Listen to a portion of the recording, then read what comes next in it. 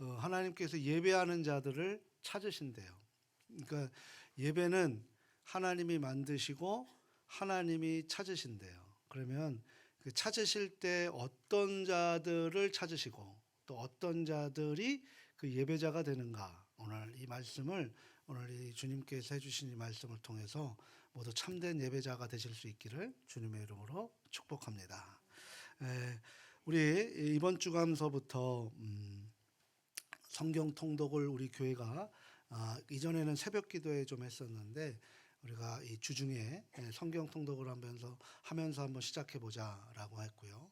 이것을 어떤 방법으로 할까 고민을 많이 했습니다. 우리가 우리 목회자들이 읽을 수도 있고, 그런데 이거 시간이 너무 오래 걸려요. 이 모세오경만 하더라도 하루에 창세기 하나 하는 것도 버겁습니다. 근데 그것을 우리가 하기가 너무 쉽지 않는 상황인 것 같아서 속성으로 준비를 좀 했어요. 그래서 하루에 2시간씩 창세기에서부터 모세오경까지, 그래서 8시간을 통해서 4일 동안 함께 했습니다.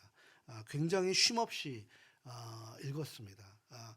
눈이 아프고 힘들 정도로 우리가 함께 읽었는데요. 저는 개인적으로 은혜가 되었고, 같이 함께 통독하시는 분들도 굉장히 은혜가 되었습니다. 우리 나머지 통독도, 특별히 우리 청년들 이번에 수련회도 준비하고 있는데, 말씀 없이 무슨 은혜가 된다라고 하지 마시고 말씀에 참여하실 수 있고 함께 동참할 수 있는 시간 될 수 있기를 소망합니다. 홍보하는 게 아니에요. 그건 개인적인 신앙이기 때문에 말씀에 반응하시길 바랍니다. 어쩔 수 없이 못 오시는 분들은 어쩔 수 없지만, 올 수 있는데도 못 오시는 분들은 중심을 보시는 하나님께서 그 부분을 이끌어 가신다라고 생각합니다. 저는 개인적으로 이 오전 오후, 그 오전에 한 번, 오후에 한 번을 읽으니까요. 이게 2배속으로 가다 보니까 굉장히 눈으로 따라가기가 쉽지 않아요. 그런데 오전에 한 번 읽고 나서 놓쳤던 것을 오후에 한 번 더 보게 되니까 저에게는 굉장히 은혜가 되는 시간이었습니다. 그래서 성경을 제가 보지 못했고 놓쳤던 것을 또 보게 되는 시간이었습니다. 통독 중에 이 제 마음에 맺혀지는 단어가 하나 있었는데요. 그게 바로 제사였습니다. 예배였습니다. 제사는 하나님의 명령에 의해 만들어진 하나님이 주신 축복의 도구였습니다. 그래서 예배는 하나님과의 만남인 것이죠. 우리가 하나님을 만날 수 없어요. 하나님이 예배를 통해서, 제사를 통해서 우리를 만나 주셨다라는 것을 저는 이 모세오경을 통해서 다시 한번 깨닫게 됐습니다. 우리가 하나님을 만나고 싶은 마음보다 먼저 하나님께서 우리를 만나고 싶은 마음이 얼마나 크셨는지, 이 성막을 제조하시는데 막 그 모세에게 하나하나 세세하게 막 열정을 피시면서 설명해 주셨던 출애굽기 20장서부터 레위기까지 그 모습에 그 은혜를 너무 많이 받았어요. 그러면서 이제 민수기를 통해서 하나님께서 그렇게 막 이야기를 해주고 계시는데도 그 밑에서는 그 무엇이 일어납니까? 민수기 32장에 금송아지 사건이 일어나고, 그러면서 다시 회복이 되고, 그러면서 하나님의 말씀에 순종하며 살아가는 것. 결국은 가나안 땅에 들어가는 사람은 하나님의 말씀에 순종한 예배자만 들어가는 것이다라는 것을 이 모세오경을 통해서 봤고, 신명기를 통해 자신이 들어가지 못했던 그 아버지의 마음으로 그 백성들에게, 출애굽 2세대들에게, 다음 세대들에게 이렇게 살아야 된다. 너희들은 그곳에 가서 이것을 놓쳐버리면 너희들도 똑같은 예배 실패자가 된다라는 것을 보여주었던 그 하나님의 그 귀한 말씀, 그것을 다시 한번 생각해 봅니다. 그러면서 하나님께서 더 열정적으로 기뻐하시는 모습이 보였어요. 그래서 오늘 성령의 감동으로 예배에 대해서 저에게 묵상하게 하셨고, 우리에게 축복의 통로이며 진정한 생명의 문으로 통하는 이 예배가 얼마나 우리에게 소중한 것인지, 오늘 우리 가족들에게 더 집중적으로 이 예배에 대한 그 모든 정의를 알아가는 시간이 될 수 있기를 다시 한번 주님의 이름으로 소망합니다. 오늘 본문은 예수님께서 사마리아 여인에게 찾아가셔서 그 여인과 함께 우물가에서 대화하는 장면 중에 일부입니다.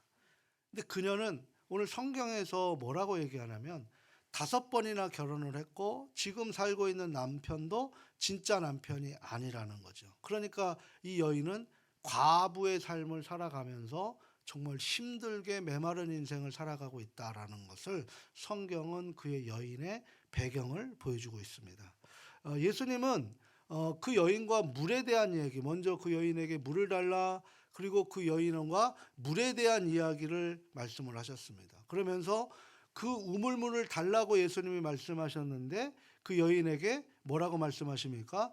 이 우물물을 먹으면 다시 목마르겠지만 내가 주는 물은 영원히 목마르지 않은 영생수다라고 말씀해 주신다라고 오늘 본문 위에 13절 14절에서 언급하고 있습니다.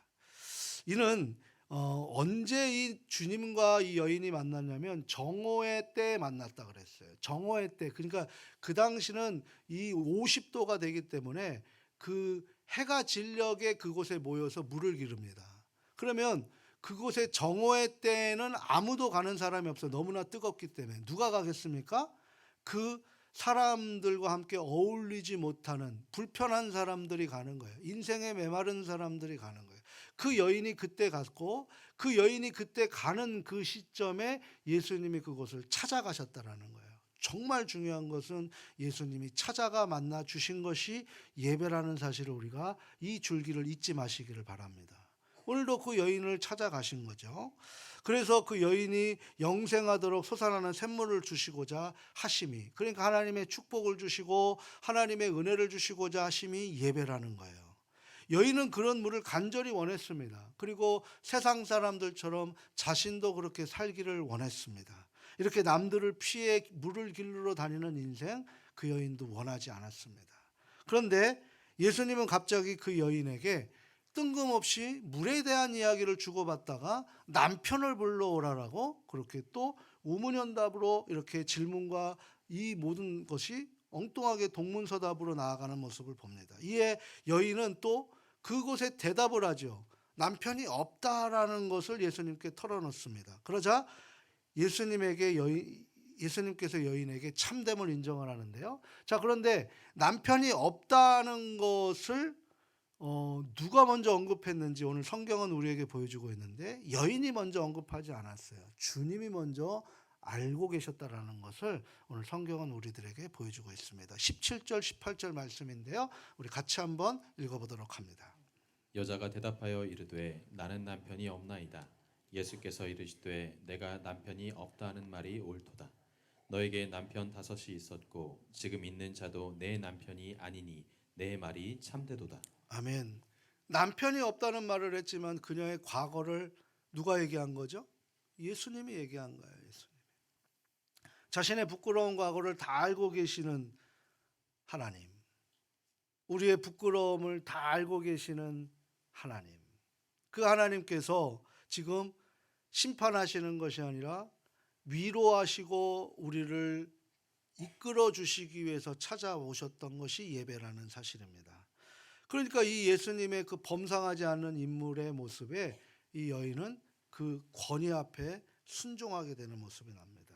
그러면서 그 여인이 뜬금없이 예수님에게 무엇을 요구합니까? 예배의 장소에 대해서 말씀하고 있는 거예요. 이 여인은 예배 처소에 나갈 수가 없는 거죠. 그렇게 사연이 많은 삶을 살았지만 하나님을 향한 이 영적 목마름이 그 안에 있었던 거예요. 이렇게 예수님과 여인의 대화는 물로 시작해서 예배라는 주제로 이어지고 있는 거죠. 우리가 어떤 마음으로 이 자리에 오셨는지 모르지만 우리에게 예배라는 주제로 이 자리가 메꿔질 수 있는 줄 믿습니다. 이를 통해 예수님은 영원한 생명, 영생과 예배는 아주 밀접한 관계이다. 그러니까 예배는 죽고 사는 문제이다. 우리가 이 예배의 능력을 갖지 않으면 이 한 주 동안도 우리는 사단 마귀에게 끌려다니는 인생이 되는 것이고 죽은 인생이 되는 것이다. 영적으로 피폐한 인생이 되는 것이다. 은혜를 다 까먹는 인생이 되는 것이다. 라는 것을 말씀해 주고 있는 거예요. 그러면서 우리 주님께서 말씀하시죠. 오늘 23절 말씀인데요. 같이 한번 읽어보도록 합니다. 아버지께 예배하는 자들은 영과 진리로 예배할 때가 오나니 곧 이때라. 아버지께서는 자기에게 이렇게 예배하는 자들을 찾으시느니라. 아멘. 예배하는 자 앞에 형용사가 하나 붙잖아요. 참되게라는 거예요. 참되게. 이게 무슨 말씀일까? 참되게 예배하는 자에게 영과 진리로 예배하게 된다. 그런 예배자를 하나님은 찾으시느니라라고 말씀하고 있는 거예요. 우리가 예배를 드리는데도 하나님이 예배자를 찾으신대요. 이게 무슨 의미일까? 구약에 제사가 없었어요? 우리의 예배가 없습니까? 근데 예배자를 찾으신다는 거예요. 참되게 예배하는 자. 이게 무엇을 의미하는 것일까? 오늘 이 시대 예배에 다시 우리의 신앙을 재정립하는 시간 될 수 있기를 주님의 이름으로 소망합니다. 조금 불편할 수 있어요. 근데 이 불편함을 참고 이것이 나에게 주시는 하나님의 사랑의 메시지로 들려주실 수 있기를 다시 한번 주님의 이름으로 부탁합니다. 신앙의 중심에는 하나님을 향한 사랑과 경배가 있어요. 예배는 그런 사랑과 경외의 표현입니다. 따라서 성도가 하나님과 어떤 관계 속에 살아가는지 그의 예배와 예배 생활을 보면 알 수 있습니다. 주님께서 말씀하시는 예배는 개인을 넘어 공적 예배의 강조를 지금 하고 계신다는 사실입니다. 우리는 예배에서 하나님을 창조주라고 그렇게 고백합니다. 그리고 우리를 피조물이라고 인정을 합니다. 그리고 예수님의 은혜를 구하고 오직 예수님 한 분만을 의존합니다. 예수님 한 분이면 충분합니다라고 고백하고 기도합니다. 그리고 그것을 부탁합니다. 오직 그분을 경배함으로써 우리가 이 땅에 우리의 삶이 행복해질 것이라는 것도 우리의 마음에 새기는 자리가 바로 이 예배의 현장이라고 할 수 있습니다. 이처럼 하나님의 백성들은 예배하는 일에 열심을 품습니다. 이스라엘 역사를 한번 보십시오. 하나님은 예배하는 자들에게 나타나시고 말씀하신다라고 분명히 느헤미야 8장 8절에서 9절에 말씀하고 계십니다. 우리가 함께 모여서 하나님을 경배하는 것은 하나님의 편의의 문제가 아니라 하나님이 친히 명하신 것이에요. 그러니까 이 공적 예배 모여서 함께 드려지는 예배는 하나님이 명해 놓으신 성막을 만드시고 성전을 만드시고 교회를 만드신 이유는 함께 모여서 예배하는 것이 얼마나 소중한 것이고 그것이 가장 하나님이 원하시는 예배의 현장이다라고 말씀해 주고 계시는 거예요. 자, 오늘 시브리서 10장 24절 25절 초대교회가 어떤 것을 심었는지를 한번 같이 함께 읽어보도록 하겠습니다. 서로 돌아보아 사랑과 선행을 격려하며 모이기를 패하는 어떤 사람들의 습관과 같이 하지 말고 오직 권하여 그날이 가까움을 볼수록 더욱 그리하자. 아멘. 뭘 더욱 그리하자는 거죠? 모이기를 패하는 것을 습관처럼 하지 말고 그날이 가까움을 볼수록 더욱 모이기에 힘써서 서로 돌아보고 사랑하고 그렇게 선행으로 격려하자라고 지금 말씀하고 있는 거예요. 그러니까 이 말씀은 뭐예요? 이미 초대교회에서도 공적 예배에 기피하는 모습들이 보여졌다라는 것이죠. 그러나 시대가 어둡고 힘들수록 참된 신앙을 가진 사람들은 어떻게 했나요? 모이기에 힘썼습니다. 그게 바로 카타콤이었고 북한의 지하교회입니다. 우리도 힘들고 어려웠을 때 교회가 모였기 때문에 오늘 이렇게 부흥성장한 줄 믿습니다. 소소일지라도 모이기를 힘썼다는 거예요. 이게 굉장히 중요합니다. 오늘 우리 교회의 머릿돌이 뭡니까? 그 작은 자가 1000명을 이루겠고 그 약한 자가 강국을 이룰 것이라고 말씀하셨던 거예요. 우리가 2-3명이 모여서 정말 참되게 예배하게 되면 바로 그것이 1000명을 드리는 예배보다 참된 예배가 될 줄 믿습니다. 바로 그것을 말씀하고 있는 것이죠. 그렇게 한마음으로 은혜의 보좌 앞으로 나갔습니다. 예배를 통해 영원히 유익을 얻었던 것입니다. 그러면서 믿음을 따라 살아야 할 본분을 날마다 자각했고 깨달았고 실천할 수 있도록 용기와 능력을 얻게 해달라고, 그리고 그 얻었던 곳이 어디냐면 바로 예배 현장이었다라는 사실입니다. 성경은 처음부터 마지막까지 이 공적 예배를 강조하고 있어요. 한번 그 흐름을 한번 제가 한번 딱 잡아드리겠는데요. 아담과 하와가 타락한 후에 제일 첫 번째로 잃어버렸던 하나님의 복, 하나님이 주셨던 축복 중에 제일 첫 번째로 잃어버렸던 복이 어떤 복인 줄 아십니까? 하나님 임재 안에서 사는 것을 잃어버렸어요. 그래서 예수님께서 말씀 안으로, 사도 바울도 말씀 안으로, 교회 안으로, 성령 임재 안으로, 자꾸 안으로 들어오라고 얘기하는 거예요. 그러니까 타락하고 난 이후에 하나님의 임재 안에 살아가는 복을 잃어버렸습니다. 그래서 이들이 범죄하기 전까지 하나님과 함께 살아가는 것은 바로 그 자체가 하나님과 대면하는 예배였습니다. 예배였어요. 예배는 하나님과의 만남이라고 그랬습니다. 그러니까 임재 안에 살아가는 것은 하나님 만남이기 때문에 예배였던 것입니다. 그러나 사단의 유혹에 자신의 탐욕에 죄가 들어갔죠. 그들은 하나님을 대면하는 대신에 어떻게 했습니까? 내가 벗었으므로 여호와가 두려워서 부끄러워서 숨었나이다 라고 하는 거예요. 숨게 되는 것입니다. 예배의 실종이 되어버리죠. 그래서 구약의 대질문이 뭡니까? 아담아 내가 어디 있느냐. 하나님이 찾으시는 것이 바로 그렇게 찾아가시는 것이 예배였고, 그 예배를 통해 진노의 불이 축복의 불로 바뀌는 것이 번제불이라는 것을 우리는 모세오경을 통해서 같이 함께 나눴던 것입니다. 예배가 실종된 후에 그들의 후예인 가인과 아벨을 한번 보십시오. 어떻게 됐습니까? 그들 자신들이 드린 예배에 의해서 하나님이 판단하시게 되어버렸다는 거예요. 임재 안에 드리는 예배와 임재 밖에 드리는 예배가 달라졌다는 얘기예요. 참되게 드리는 예배와 거짓되게 드리는 예배가 달라졌다는 거예요. 그래서 하나님의 형상대로 지음받은 존재는 이 예배와 결코 분리할 수 없다는 것인데요, 죄가 들어온 후로부터는 두 종류의 예배가 하나님께서 구별하시게 됐다는 거예요. 그게 무엇입니까? 하나님께서 연락 받으시는 아벨의 예배가 있었고, 하나님께서 거부하시는 가인의 예배가 있었다라고 창세기 4장 4절과 5절에서 말씀하고 있는 것입니다. 창세기 9장에서도 한번 보십시오. 노아의 홍수가 일어났습니다. 죄가 너무나 만약해서 하나님께서 물로 심판하셨어요. 120년 동안 그 방주를 높은 산에 올려놓고 거기에서 그 방주에 들어갈 사람들을 찾으셨어요. 그런데 결국 노아의 그 자녀들과 노아와 부인만 8명만 그 방주에 들어가게 됐습니다. 그리고 나서 다시 세상을 물로 심판하지 않겠다라고 하나님이 말씀하시고 결단하셨는데, 그 약속의 증표가 무엇인 줄 아십니까? 무지개였죠. 근데 그 무지개를 언제 주셨어요? 바로 노아와 그의 가족들이 방주에서 나와서 하나님 앞에 제단 드리고 예배 드렸을 때 하나님께서 그 약속의 증표를 주셨던 거예요. 만남이 일어났던 것이죠.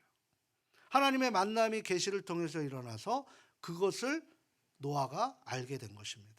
이렇게 경건한 조상 아브라함과 이삭과 야곱 그리고 요셉은 평생토록 예배자로 살았던 거예요. 그래서 예배를 통해서 하나님의 계시, 하나님의 뜻을 알게 되고, 그 뜻이 나에게 믿음으로 심겨졌고, 그 믿음에 따라 살아갈 수 있는 힘과 용기와 지혜를 달라고 하나님 앞에 날마다 붙어 있는 거죠. 나는 가지라, 나는 나무여 너희는 가지라. 나에게 붙어 있을 때 열매를 맺는 포도나무의 비유에 그 요한복음 15장의 주님의 말씀이 바로 그런 말씀입니다.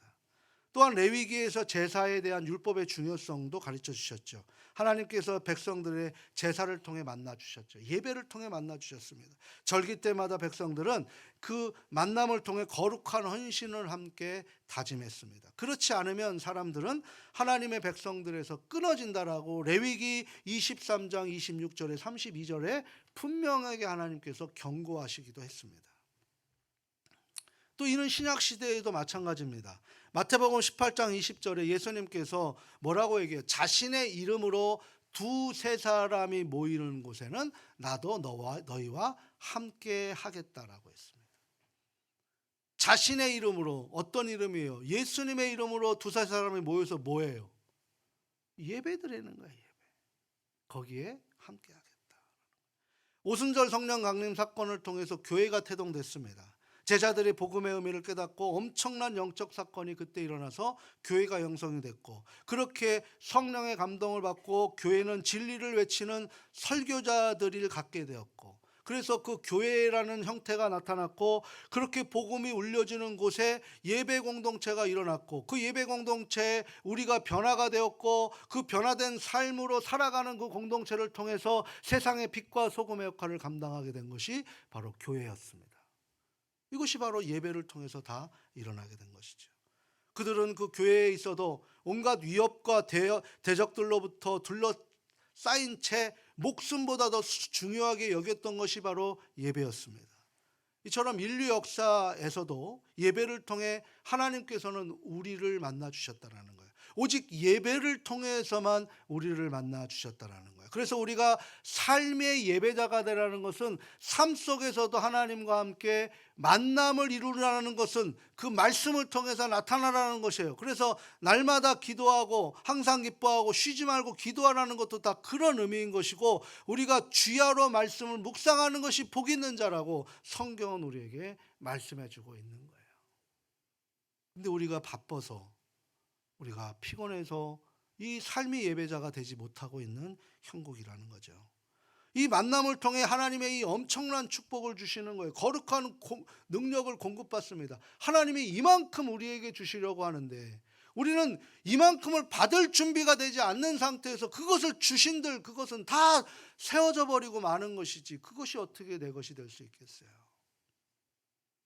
그래서 예배는 구원이라는 특별한 선물을 받은 은혜를 아는 사람들이 하나님을 향해서 의무적으로라도 그렇게 그 예배를 지키는 거예요. 그래서 우리가 예배 자리 지키자는 것이 그냥 단순히 우리를 위해서가 아니라 하나님과의 만남의 그 교류의 장을 우리가 지켜나가자라는 우리의 예배자의 태도에 의해서 나타나는 것입니다.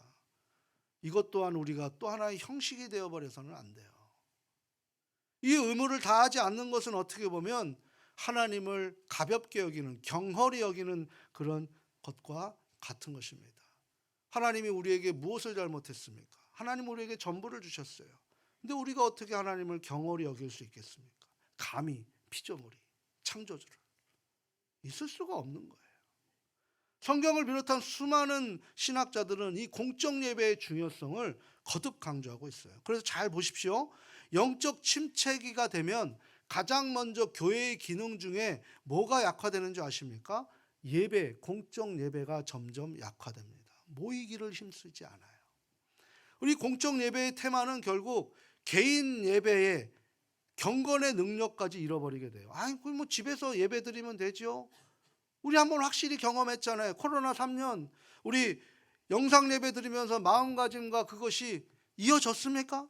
처음에는 자세를 다 갖추고 복장을 다 갖추고 하다가 몇 주 지나면 하의가 없어지고 넥타이가 없어지고 의자가 비스듬해지고, 그리고 좀 지겹고 좀 들리지 않은 소리 나면 다른 데로 채널 돌리고, 그러지 않았어요?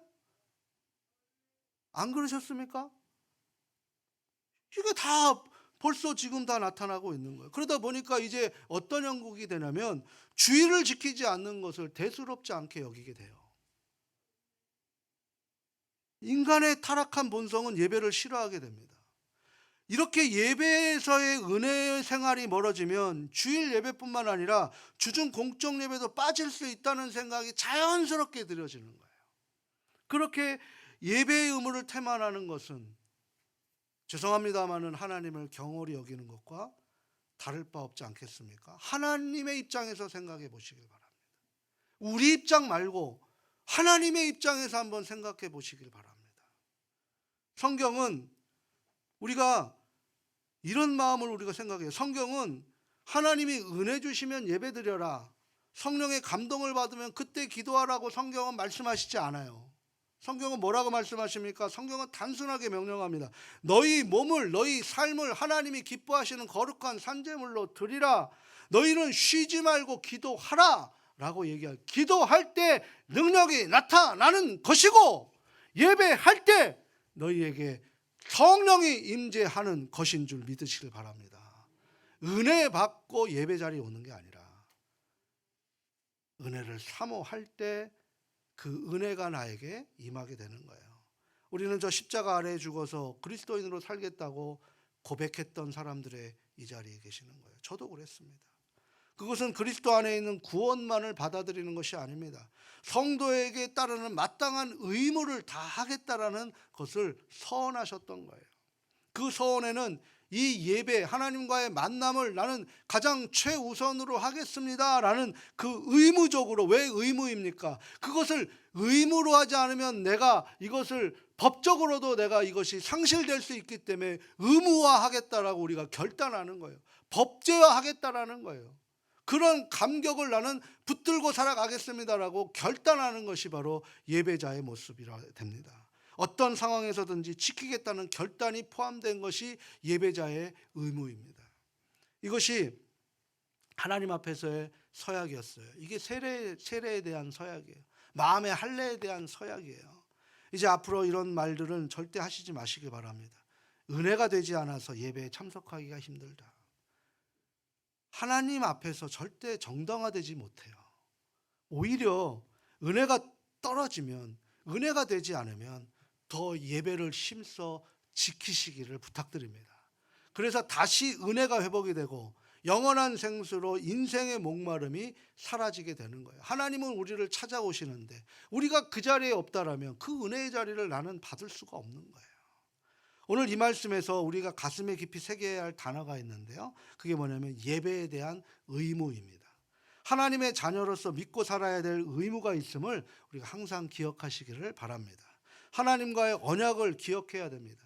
의무를 행하면서 자신의 마음도 그 의무를 따르도록 항상 말씀에 집중하는 삶이 바로 신실한 삶이라는 것이에요. 이 시대의 다수가 이 공적 예배에 대한 느슨한 태도를 가지고 있는 것이 우리의 실정입니다. 주님은 말씀하시죠. 오늘 우리 장로님 기도하셨던 것처럼 좁은 문을 들어가기를 힘쓰라 그랬어요. 힘써야 되는 거예요. 애를 써서 지켜야 되는 거예요. 신앙은 지키는 것이고 믿음은 힘을 써야 되는 것입니다. 애를 써야 되는 것이에요. 마음을 다하고 뜻을 다하고 목숨을 다하고, 우리 주님은 목숨까지 다 하셨잖아요. 우리에게 찾아오시는 것 목숨까지 다 내어주시면서 찾아오셨던 거예요. 이게 예배입니다. 그럼 우리도 마음을 다하고 뜻을 다하고 정성을 다하여 드리는 것이 은혜의 자리라고 할 수 있는 것입니다. 그러하기에 예배 경배하기를 우리가 힘써야 됩니다. 하나님 경배하기를 힘써야 됩니다. 그리고 우리의 영혼의 유익을 공적 예배를 참여하는 것을 넘어 예배를 사모하시기를 바랍니다. 그리고 예배를 참석하지 못하는 것에 대해서 저에게 이해를 구하는 것보다 하나님 앞에 행해야 될 의무를 먼저 생각하고 그 부분에 대해서 어쩔 수 없이 그렇다라면 우리가 내 예배 터전이 아니더라도 그곳에 가서라도 예배를 드릴 수 있고, 그러면서 하나님 앞에 제가 이 예배를 어쩔 수 없이 제 삶의 자리 때문에, 제 삶의 고민 때문에 이곳에서 예배 드리는 이 예배라도 하나님 받아주십시오, 만나주십시오라고 간절한 모습이 우리에게 있어야 된다라는 거예요. 성경에서 주일을 지키도록 신앙의 법을 제정하셨어요. 안식일을 거룩하게 지키라 말씀하셨잖아요. 주일은 지친 육체가 쉼을 얻고 영혼이 채워지는 날입니다. 죄악된 세상을 이길 수 있는 유일한 능력을 공급하는 날이 바로 주일입니다. 그러나 이 공적 예배의 중요성은 이 예배 홍수 시대에 하나님의 이름을 마음껏 부르다 보니까 예배와 하나님의 성호가 너무 가볍게 여겨지고 있는 거예요. 구약의 서기관들이 이 하나님의 이름을 쓸 때마다 그 이름에 하나님의 이름을 쓸 수가 없어서 자신이 목욕까지 제기하고 그 이름을 쓰고 또 하다가 또 손을 씻고 그 이름을 쓰면서도 여기에 불선하님은 있으면 안 되겠다고 생각해서 기도하면서 그 이름을 쓰고 그 안에 자신들의 모음도 걷지 못하고 자음으로만 썼던 것이 아도나이예요. 아도나이. 하나님의 이름에 우리가 함부로 거기에 내 의미를 거기다 붙일 수 없다라고 그렇게 했던 것이 하나님의 성호란 말이에요. 그런데 이게 너무나 가벼워지고 있는 거예요. 그로 인해 사소하고 개인적인 이유로 주의를 지키지 않는 것이 오늘날 우리들에게 자연스럽게 나타나고 있는 현상입니다. 오늘도 옆을 보세요. 점점 자리가 비어져 가고 있는 거예요. 이게 단적인 우리 교회뿐만 아닙니다. 20년이 되면 이런 예배당들이 텅텅 비어가서 나중에 유럽처럼 이것이 나이트클럽이 되고 술집이 되고 점술가들이 하는 그런 주술적인 그런 곳으로 바뀌고, 지금도 이단들이 그저 교회 무너지면 그거 경매로 사서 그곳에 하나님을 알지 못하는 거짓된 예배를 드리는 일에 사용되어지고 있는 거예요. 이 예배를 이 예배당이 어떻게 만들어졌습니까? 주님의 피값과 우리의 땀이 함께 모여서 만들어진 예배당이에요. 우리가 지키지 않으면 그냥 값없어지는 거예요. 내 땀은 값없어질 수 있을지 모르지만 주님의 피가 값없어지면 되겠습니까? 오늘 이 모습이 우리의 현실이라는 거예요. 거룩한 주일, 사람들은 도대체 예배드려야 할 시간에 어디에서 무엇을 하는 것일까? 무엇 때문에 그리도 바쁜 시간을 보내는 것일까요? 예배 시간 아끼며 살아서 무엇을 얻으려고 합니까? 하나님이 다 걷어가시면은 한순간에 걷어가시는 것, 우린 경험했잖아요. 저는 경험했어요. 저는 한순간에 걷어가시는 것을 경험했어요. 그래서 이 자리가 너무나 귀중한 자리고 은혜의 자리입니다. 정말 예배에서 하나님을 만나는 것보다 더 가치 있는 것이 우리에게 있을까요? 우리는 주일에 드리는 예배자보다 더 삶에서 드리는 예배자로 살아야 하는데, 우리가 주일도 지키지 못하면서 어떻게 삶에서 예배자로 살아갈 수 있겠습니까? 좀 불편하지만 오늘 이 말씀이 하나님의 마음으로 들려주실 수 있기를 주님의 이름으로 소망합니다. 에베소서 5장 15, 16절에 이런 말씀을 하세요. 우리 에베소서 5장 15, 16절 같이 한번 읽어보도록 합니다. 그런즉 너희가 어떻게 행할지를 자세히 주의하여 지혜 없는 자같이 하지 말고 오직 지혜 있는 자같이 하여 세월을 아끼라. 때가 악하니라. 아멘. 때가 악하리라. 세월을 아껴야 된다는 거예요. 정말 주일을 거룩하게 지키시기를 주님의 이름으로 부탁합니다. 정말 힘을 다해 공적 예배를 지키시길 바랍니다. 제발 시간과 마음의 여유가 없다고 말씀하지 마십시오. 우리는 평생 쫓기다가 살다가 죽는 것이 우리 인생입니다. 마음을 들여 예배하십시오. 예배를 통해 주시는 은혜를 날마다 공급받으시길 바랍니다. 어떤 이유에든지 예배를 참석을 게을리하는 사람은 신앙의 의무, 하나님의 은혜를 우리가 소홀히 하는 거예요. 그러면서도 이게 하루 이틀 지나게 되니까 아무런 가책을 느끼지 못하는 것은 영적으로 아픈 것입니다.